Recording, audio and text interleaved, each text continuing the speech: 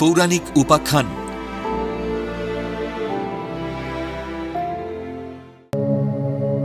ফলহারিণী অমাবস্যার তাৎপর্য ও মাহাত্ম্য কি?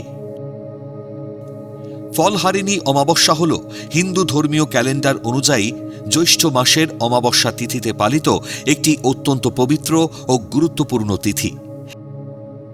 এই বিশেষ তিথিতে দেবী কালীর ফলহারিণী রূপের আরাধনা করা হয়, যা বাংলায় অত্যন্ত জনপ্রিয়। হিন্দু শাস্ত্র মতে বিভিন্ন দেবদেবীর পূজা পদ্ধতিও বিভিন্ন প্রকারের। তেমনই আজ আমাদের আলোচ্য বিষয় হল ফলহারিণী দেবীকে নিয়ে। জ্যৈষ্ঠ মাসের অমাবস্যা তিথিতে ফলহারিণী কালী পূজা হয়। ফলহারিণী অমাবস্যার তাৎপর্য কি? মা কালীর উৎপত্তির বিভিন্ন পৌরাণিক ব্যাখ্যা পাওয়া যায় সনাতন হিন্দুদের শাস্ত্রে।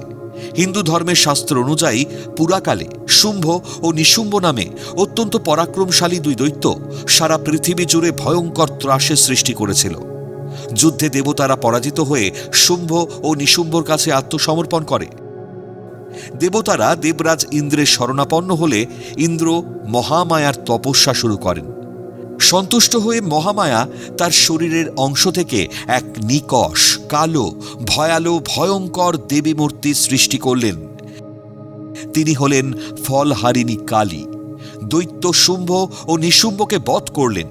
দেবতারা আবার তাদের স্বর্গরাজ্য ফিরে পেল। যখনই ধরাধামে কোনো অনাসৃষ্টি হয়েছে, তখনই মহামায়া বিভিন্ন সময় বিভিন্ন রূপে এসে জগতের কল্যাণ করেছেন। যেমন ভদ্রকালী, দেবী চামুণ্ডা, রক্ষাকালী, আরও অনেক নামে তিনি ভূষিতা। আবার বিভিন্ন মন্দিরে ব্রহ্মময়ী, ভবতারিণী, আনন্দময়ী, করুণাময়ী নামেও পূজিতা হন। কোনো কোনো শাস্ত্রজ্ঞ বলে থাকেন যে দেবী আমাদের ভুল, ত্রুটি, দুঃখ, যন্ত্রণা, শোক, পাপ, তাপ এই দুর্ভোগের ফল হরণ করেন। তিনিই হলেন ফলহারিণী কালী।